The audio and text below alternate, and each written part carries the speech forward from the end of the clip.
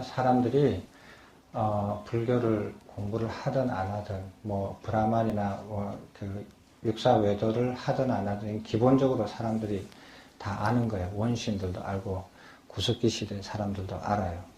뭐냐 하면은 사람은 눈으로 뭐를 본다 생각을 해요. 그죠? 이게 눈이에요. 그리고 귀예요. 코, 입, 이 몸뚱아리예요. 그래서 눈으로 바깥에 있는 색깔이나 모양들을 본다고 생각해요. 그리고 소리들을 귀로 듣는다고 생각해요. 그리고 향기를 코로 냄새 맡는다고 알고 있고, 맛을 본다고 알고 있고, 몸뚱아리로 통해서 이렇게 접촉한다고 생각을 해요. 그죠? 이거는 누가 가르치지도 않고, 이렇게 안 가르쳐줘도 사람들이 다 알아요. 어휘만 좀 다르죠. 어휘만 이렇게 한글이나 한문이나 나라마다 언어가 다르니까 다르지만은, 그래, 기본적인 것은 다 알아요. 사람들이. 이렇게, 이거를, 앞에 있는 거를, 전오근이라고 그래요. 전오근, 이걸 전오경, 오경이라 그래요. 이걸 경, 이거 근. 근이라는 것은 저희 감각기관이라는 뜻이에요. 사람이 가지고 있는 감각기관이요. 그래서 이렇게 해서 받아들입니다. 이거 알고 계시잖아요.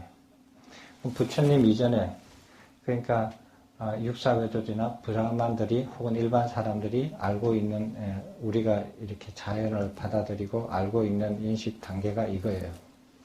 근데 이까지는 다 알아요. 아는데 만약에 이렇게만 되어 있다면, 사람이 되어 있다면 색을 눈으로 보잖아요.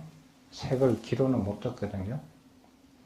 귀는 소리만 들어요. 가끔 이렇게 보면 책에다가 눈으로 듣고 귀로 본다 이런 책 제목 같은 거 이렇게 해서 책을 내는 사람들도 있는데, 그거는 이제 또 다른 의미가 있겠지만 눈으로는 보는 것만 해요. 눈으로 들을 수 없어요.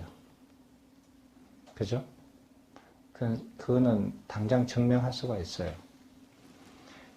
그렇게 해서 이렇게 자연에 있는 정보들을 받아들여요.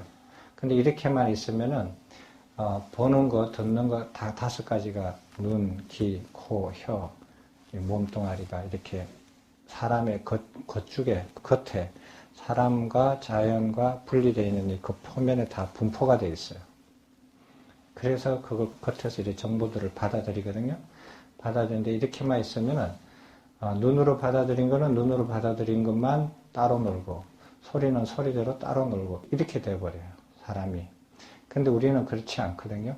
저 사람을 보면서 저 사람이 말하는 것을 같이 이해하고 같이 봐요. 그래서 여기에서 하나가 돼 있어서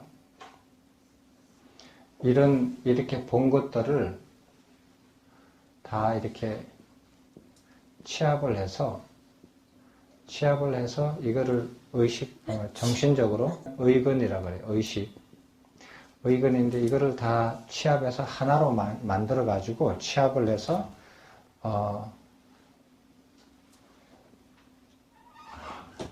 법경이라 그래요. 법경을 인식한다 이렇게 생각을 해요.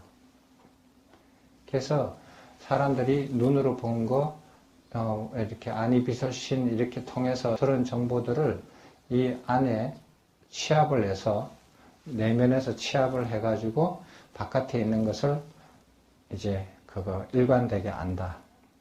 5사람이 보는 게 아니라 한 사람이 보고 듣고 아는 것처럼 그렇게 인식한다 라고 이해를 해요. 이렇게 이해를 하는 게 일반적인 거예요. 이렇게 해서 바탕을 해서 사람들이 생각을 해요. 보고 알고 해요. 보고 듣고 맛보고 하면서 생각하고 알아요. 이렇게 하는 것이 이렇게 해서 하면은 어떤 특징이 있느냐 하면요. 요 단계까지만 이해를 하잖아요. 사람이 인식하는 것을 이렇게 이해한다.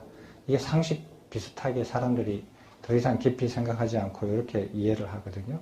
사람들이 뭐를 인식을 할 때 이렇게 이해한다. 이런 구조로서 인식을 한다라고 알면은 어떻게 생각을 하느냐면요.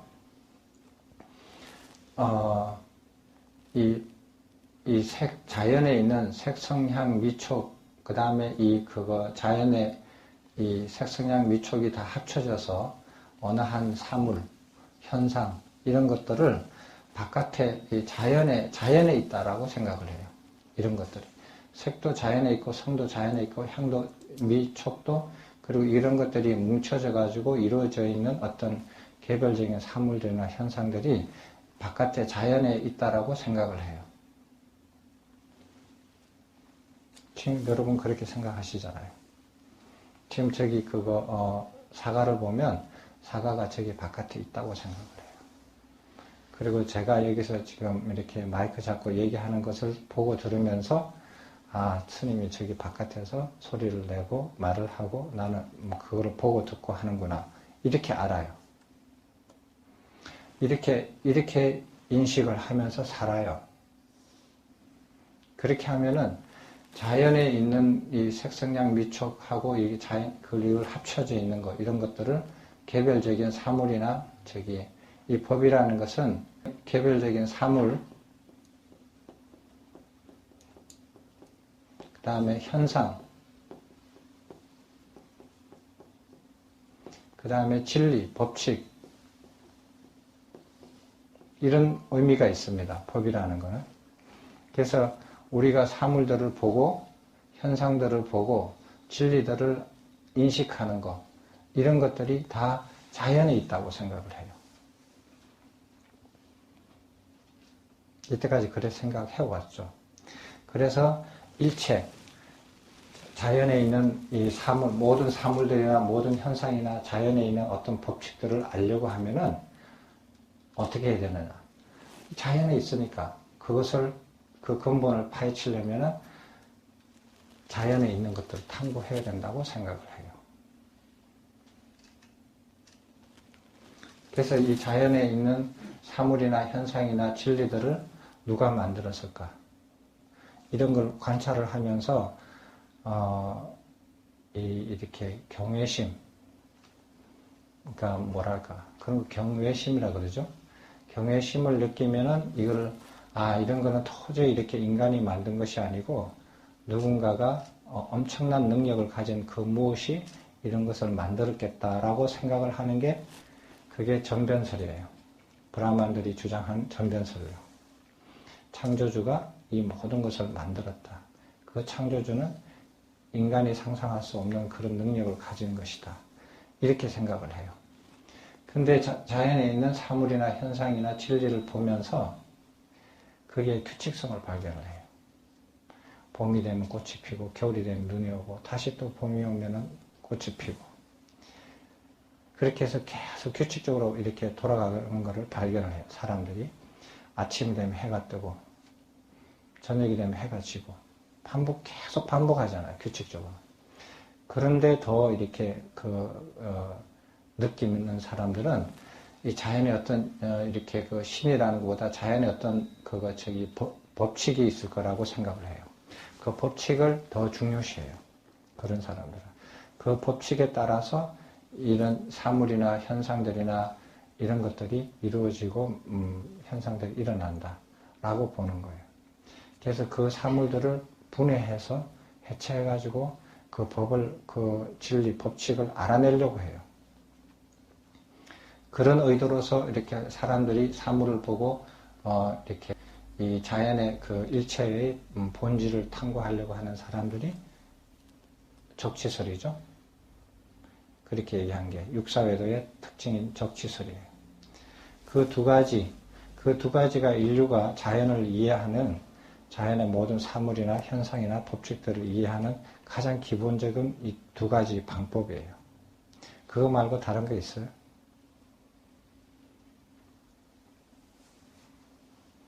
그게 이때까지 해왔던 것이고 지금도 그렇게 하고 있어요. 그 부처님 당시에도 그랬었고 근데 부처님께서는 이게 틀렸다고 하거든요. 적치설도 틀리고 전변설도 틀렸다고 그래요. 그럼 부처님께서는 여기서 어떻게 더 나아가가지고 이게 틀렸다고 하는 그 근거가 뭐냐?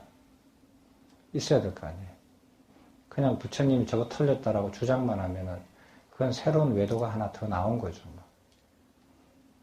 그래서 이거를 부처님께서 그러면 이게 틀리고 당신이 이렇게 설하신 내용이 맞다라고 하면 그 근거가 있어야 되잖아요. 이게 일반적으로 사람들이 생각하는, 인식하는, 사람이 인식한다라고 하는 그 상식적인 거, 혹은 이렇게 바탕이 돼요. 근데 부처님께서는 여기서 한 발자국 더 나가서 이게 틀렸다라고 하는 그 바탕이 되는 이론을 발견을 하셔요. 그게 일체법이에요.